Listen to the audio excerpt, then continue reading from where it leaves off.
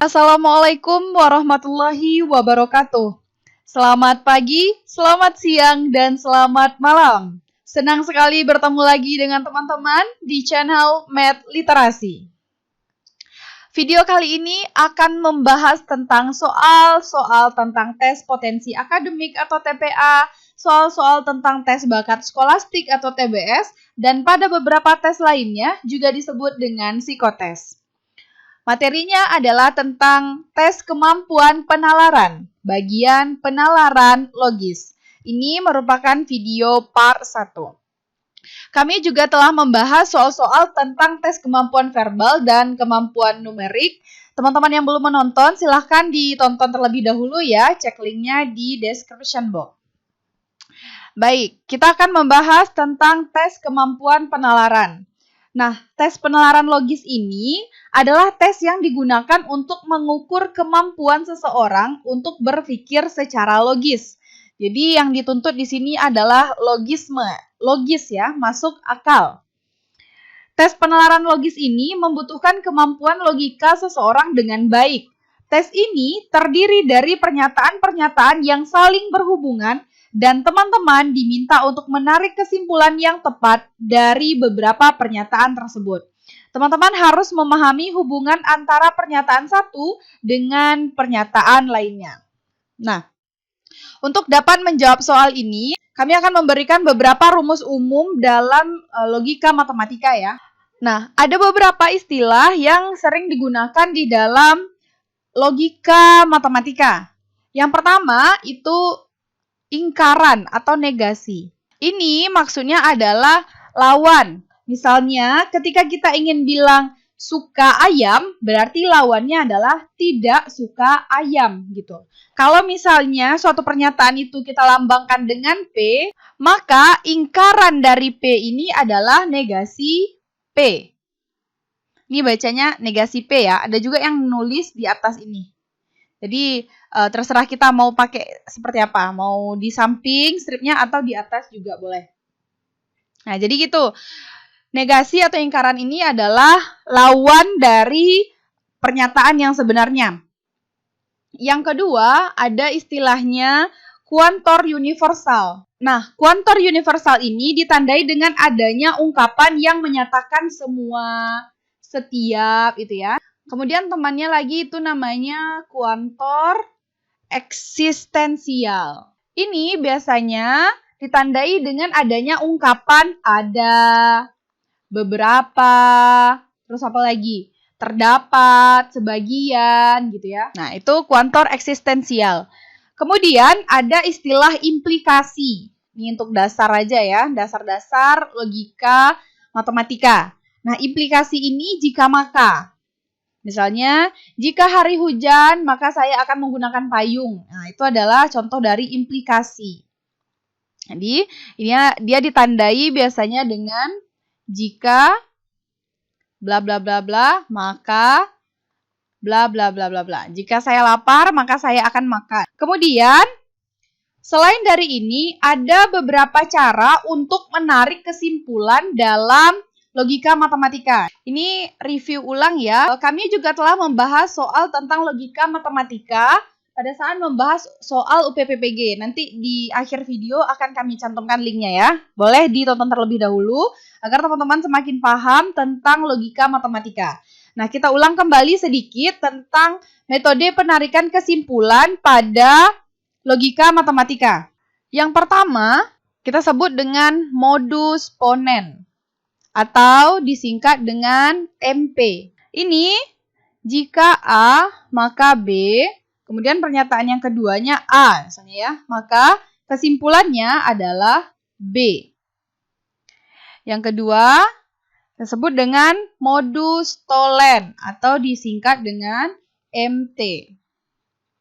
Ini akan terpakai nanti di saat kita menyelesaikan soal ya. Dari pernyataan-pernyataan yang diberikan ada cara atau metode untuk mengambil kesimpulan. Di modus tollens ini, jika A maka B, kemudian negasi B, maka kesimpulannya adalah negasi A. Kemudian yang ketiga, silogisme. disingkat dengan SEAL. Nah, ini jika A maka B, kemudian pernyataan keduanya B maka C, maka bisa kita simpulkan A maka C. Nah, metode yang keempat ada namanya disjungsi silogisme atau disingkat dengan DS. Jika pernyataan 1 adalah A gabung B, kemudian pernyataan 2 adalah negasi A, maka kesimpulannya adalah B. Nah, itu ya.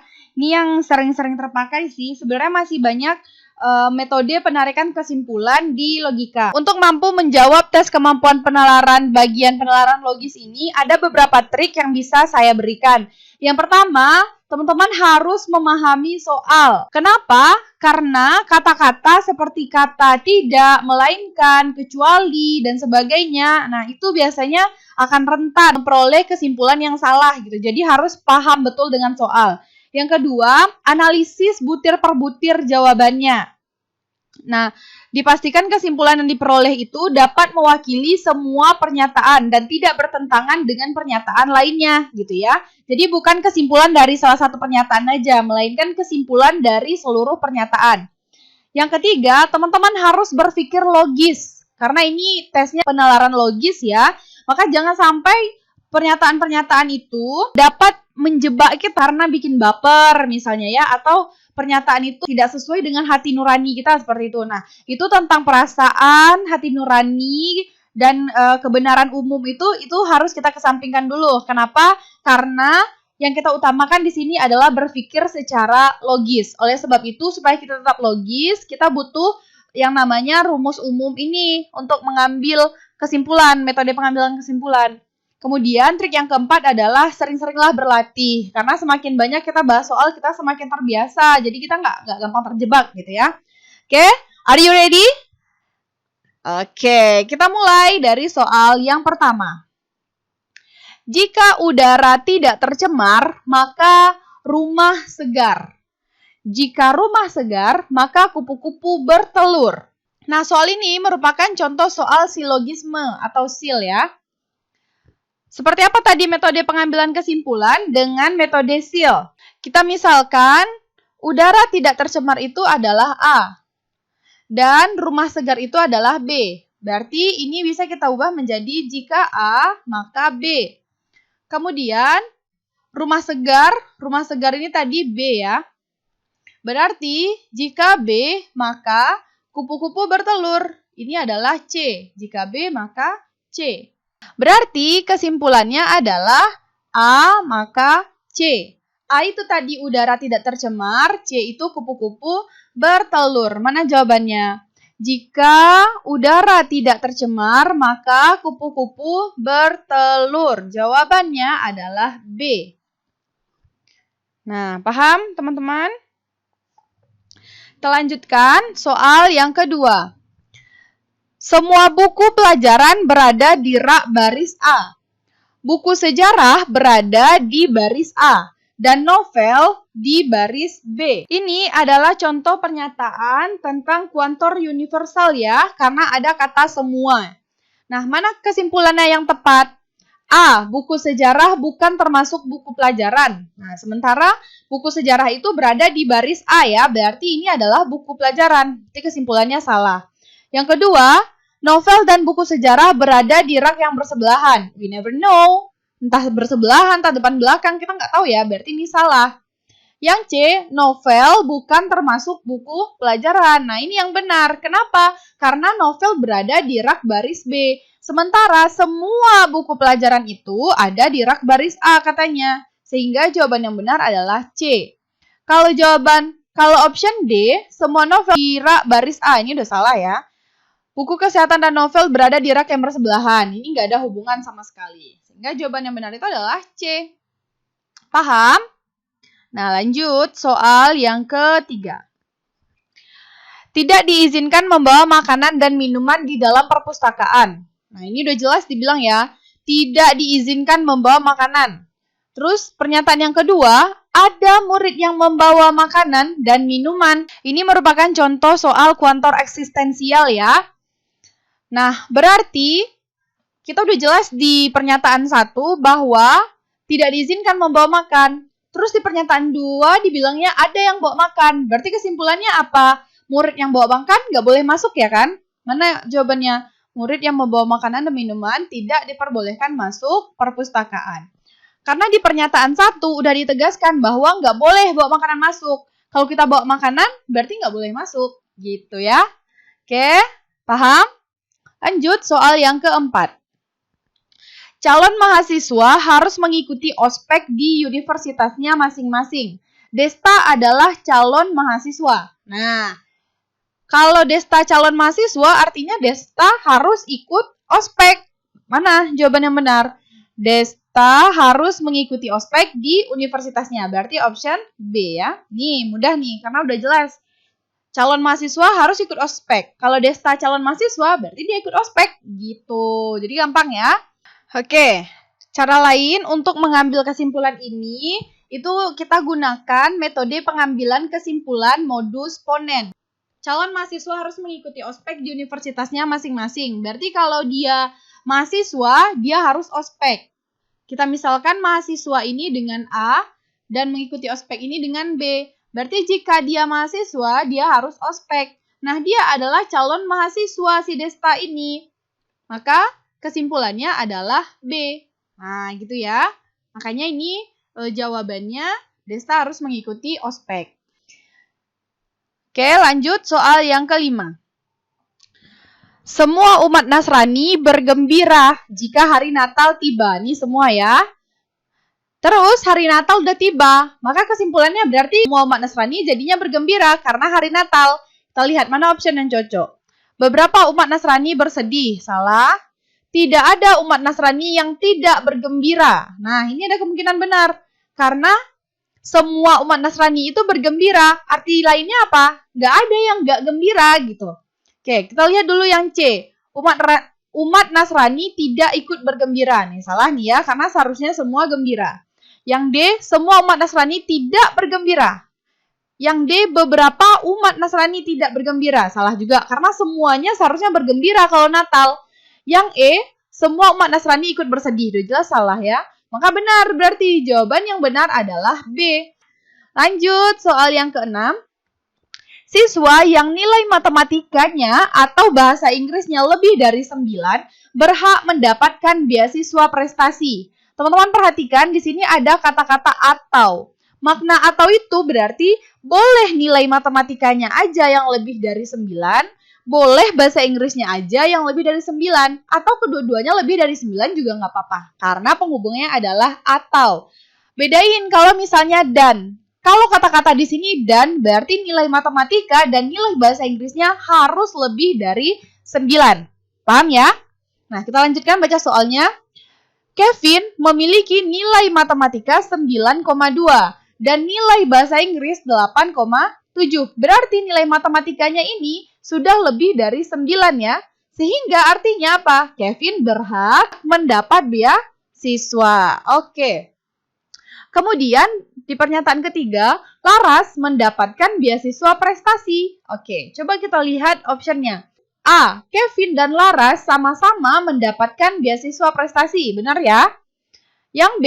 Kevin tidak mendapatkan beasiswa prestasi. Salah, karena tadi nilai matematikanya lebih dari 9. Berarti dia berhak dong. Yang C.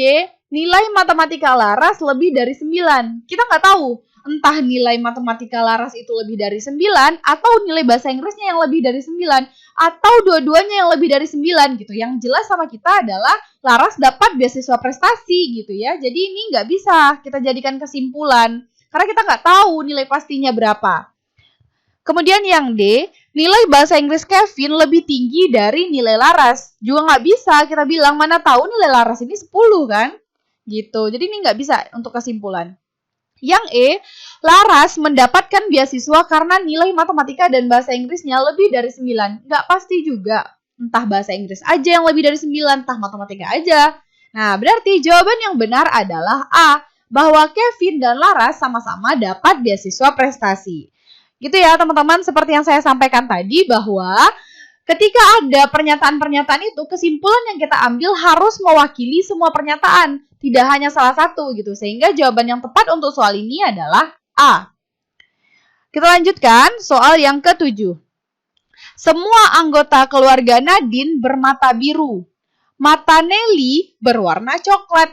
Artinya apa? Kalau semua katanya di sini, pahami ya? Kalau misalnya di sini katanya semua, berarti selain itu bukan dia. Tapi kalau di sini misalnya sebagian, ada kemungkinan nih Nelly ini juga bagian dari sini gitu ya, karena dia hanya sebagian. Nah, karena kata-katanya semua anggota keluarga Nadine bermata biru, berarti kalau Nelly bermata warna coklat, berarti Nelly bukan keluarga Nadine gitu ya. Nelly bukan anggota keluarga Nadine. Jawabannya C. Nah, soal ini juga bisa kita selesaikan dengan metode penarikan kesimpulan. Coba kita baca. Semua anggota keluarga Nadine bermata biru. Berarti kalau keluarga Nadine, maka matanya biru gitu ya. Coba kita misalkan keluarga Nadine ini dengan A, mata biru ini dengan B. Berarti jika dia keluarga Nadine, maka matanya biru. Sedangkan Nelly matanya berwarna coklat. Berarti bukan biru gitu ya, negasi B. Maka ini sesuai dengan metode penarikan kesimpulan modus Tholen atau kita lihat dengan MT.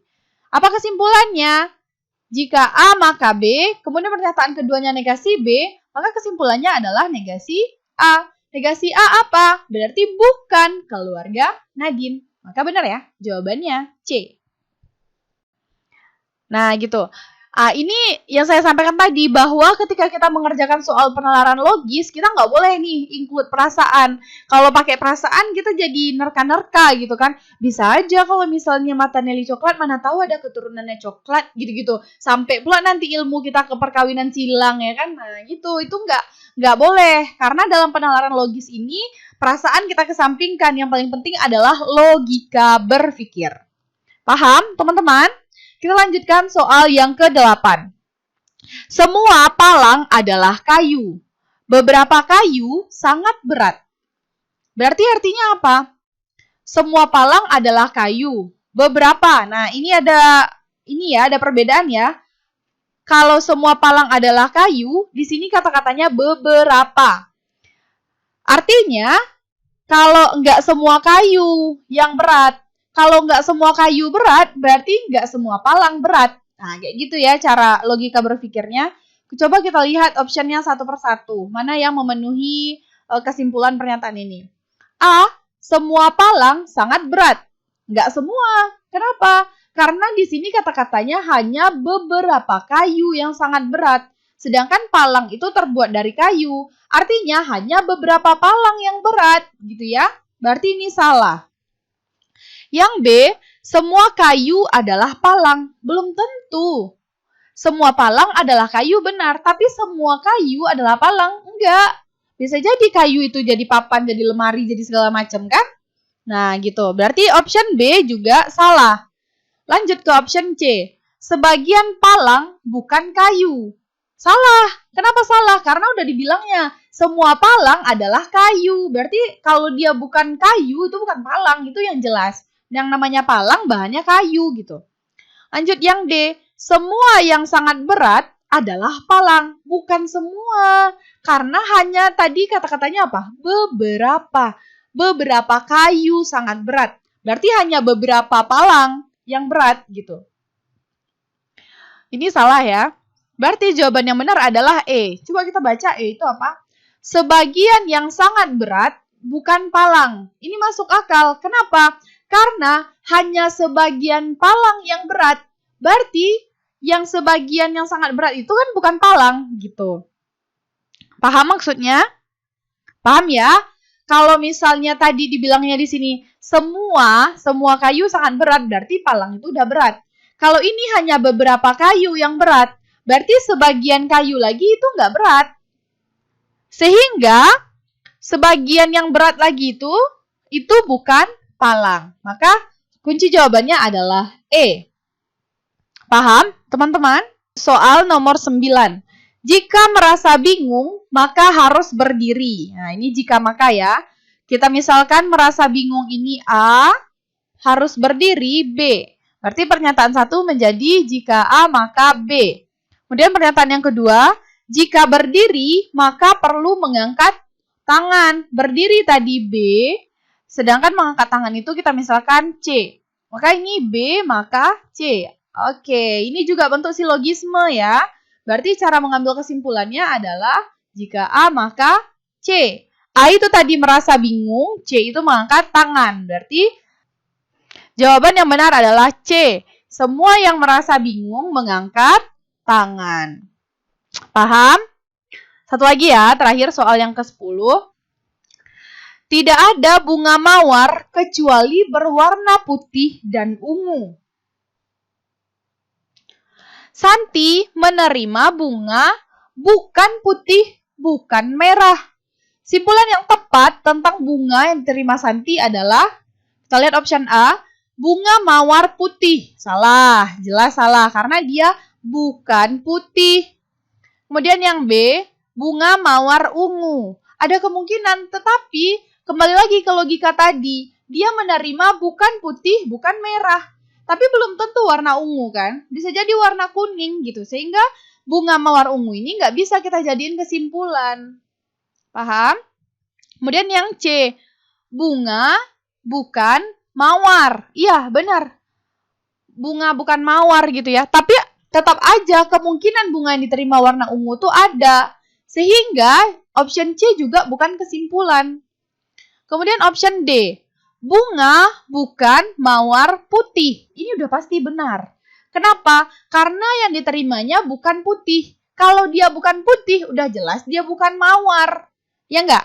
Oke. Yang E, bunga mawar bukan ungu dan bukan putih. Nggak ada pernyataan bahwa Santi itu menerima bukan ungu, nggak ada. Sehingga ini juga nggak bisa kita jadiin kesimpulan. Berarti jawaban yang benar adalah D.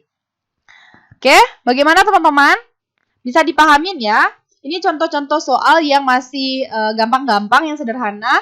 Nanti coba kita bahas kembali soal-soal penalaran logis ini di video part 2 ya. Nah, ini ada soal untuk challenge di rumah. Coba teman-teman jawab apakah jawaban yang paling tepat untuk kesimpulan ini. Silahkan tulis jawabannya di kolom komentar. Oke, teman-teman, ini adalah akhir dari video kali ini. Jangan lupa support kami dengan cara like, comment, subscribe, and share ke teman-teman yang lain supaya video ini semakin bermanfaat dan kami semakin bersemangat untuk membuat video-video baru. Kita tutup materi ini dengan mengucapkan wassalamualaikum warahmatullahi wabarakatuh. Sampai jumpa di video berikutnya.